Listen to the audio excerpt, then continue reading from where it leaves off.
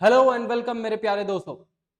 आज का ये सेशन बहुत ही ज्यादा इंटरेस्टिंग होगा क्योंकि आज हम ये बात करेंगे कि क्या यूरोप खुद को बचा सकता है रशिया के खिलाफ अमेरिका के बगैर।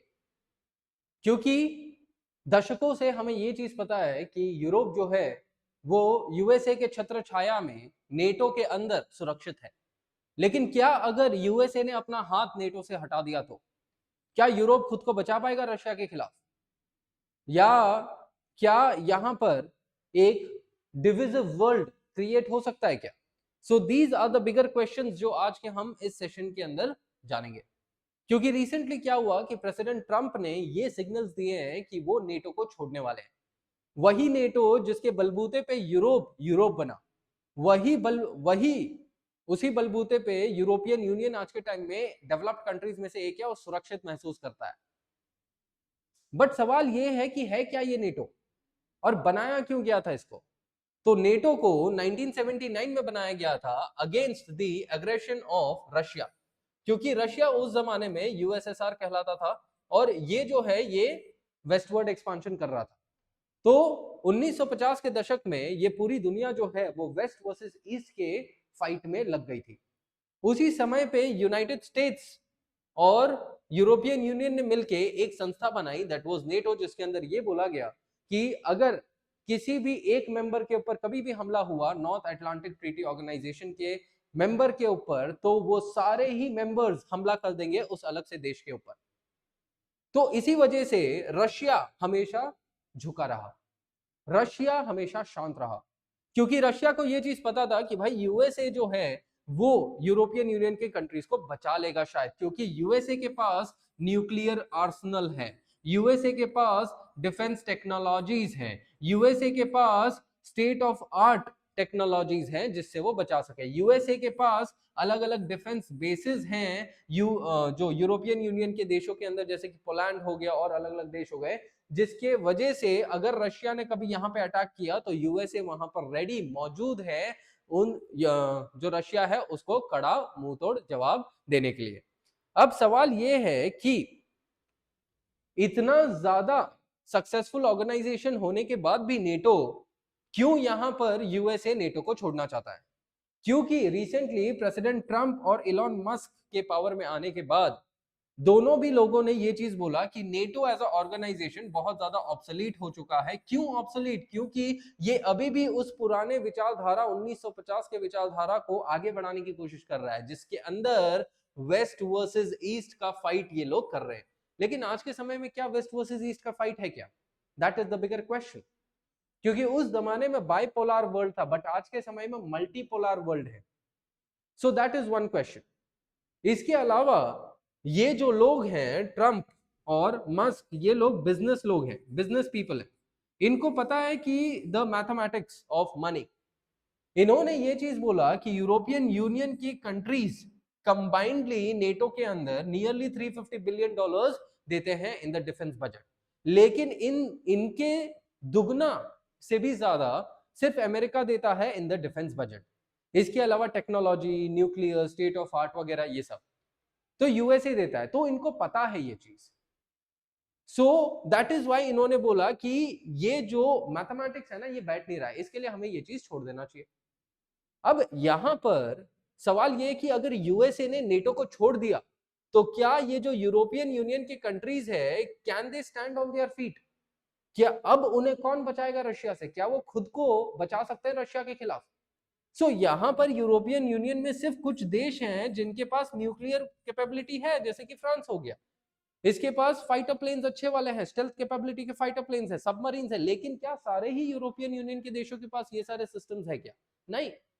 दे were strictly on the mercy of United States. लेकिन अगर यूएसए ही निकल गया तो अब क्या ये खुद को बचा सकते हैं क्या?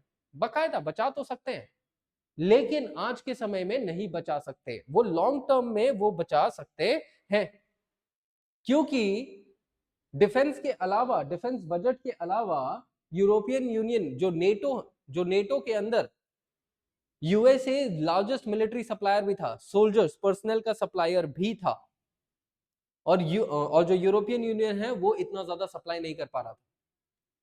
लेकिन अब अगर यूएसए निकल जाता है तो यूरोपियन यूनियन अब क्या कर रहा है ताकि, क्योंकि यूरोपियन यूनियन ने ऑलरेडी प्लान कर लिया है कि वो पोस्ट यूएस एग्जिट नेटो देख रहे हैं, क्योंकि अभी जस्ट यूक्रेन के जब व्लादिमीर जेलेंस्की ट्रंप के साथ उनकी ओवल ऑफिस के अंदर कुछ टेंशन्स बढ़ गई, तो जेलेंस्की सीधा गए इंग्लैंड।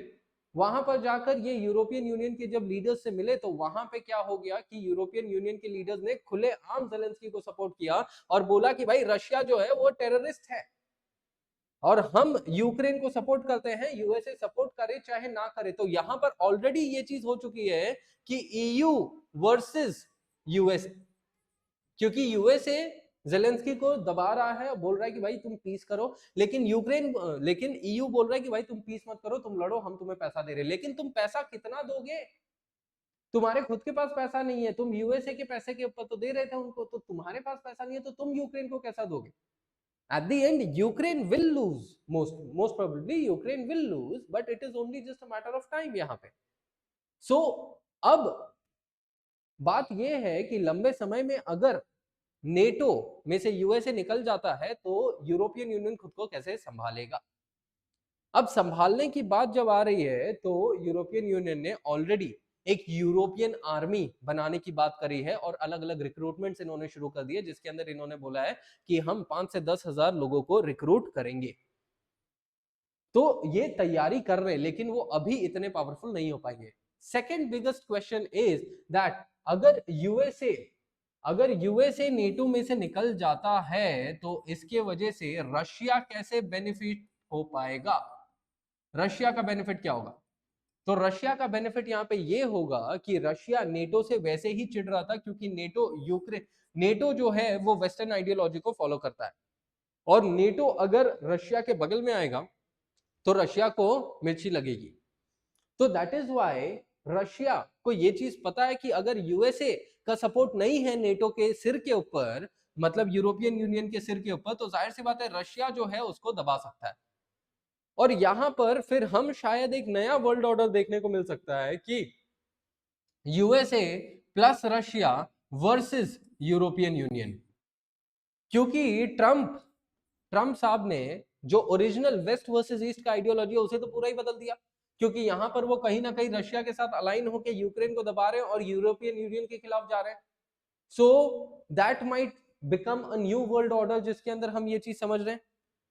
सो ये चीज है कि रशिया का बेनिफिट इसमें यह होगा कि रशिया जो अभी तक जितने लॉसेस उसने फेस किए, जितना उसने नुकसान फेस किया है, रशिया अब शायद ऊपर बढ़ सकता है, आगे बढ़ सकता है, क्योंकि and Russia can tackle European union without the USA, क्योंकि यूरोपियन यूनियन के पास इतने सोल्जर्स नहीं है, इतना डिफेंस बजट नहीं है, और रशिया के पास 12 लाख सोल्जर्स ऑलरेडी हैं, और रशिया का 100 to 150 बिलियन डॉलर्स का डिफेंस बजट ऑलरेडी है, तो वो टक्कर दे सकता है यूरोपियन यूनियन को। ऐसे रशिया जो है वो लॉन्ग टर्म में वो बेनिफिट कर पाएगा इस पर्टिकुलर चीज से। बट क्या लॉन्ग टर्म में ये जो पूरी घटनाएं हो रही है जियोपॉलिटिक्स के अंदर, क्या ये इस पूरे वर्ल्ड को from a multipolar world order से ये तब्दील कर देगा कुछ और में? अब सवाल ये भी होता है कि अगर यूएसए नेटो से हट जाता है और यूएसए का यहां पर दिख रहा है कि ये बिजनेस ओरिएंटेड या प्रॉफिट ओरिएंटेड देख रहा है, ये कॉस्ट ओरिएंटेड देख रहा है, तो क्या यूएसए जो भी इंटरनेशनल लेवल पे जो पैसे अलग अलग देशों को दे रहा है, जैसे कि इजराइल हो गया, या अलग अलग देशों को ग्रांट्स एंड एड्स दे रहा है, क्या यूएसए अपने प्रॉफिट के लिए ये सब चीजें भी रोक देगा? क्या यूएसए इन द फ्यूचर जो वो साउथ ईस्ट एशिया के अंदर जो वो चाइना को कंटेन करने के लिए स्टेप्स ले रहा है, क्या वो उसे भी बंद कर देगा? तो क्या ये सारे देशों को यूएसए के ऊपर अपना भरोसा रखना चाहिए? Could USA be trusted? Can USA become, जो यूएसए अभी तक ग्लोबल पावर था, क्या यूएसए ग्लोबल पावर बचा रहेगा? These are the bigger questions जो यहां पर पोज हो रहे हैं because of this whole geopolitical scenario. और यहां पर हमें यही चीज देखना है कि आगे चल के अभी क्या चीज देखने को मिलेगी। So with this I will end this particular session. Hope you enjoyed it and thank you.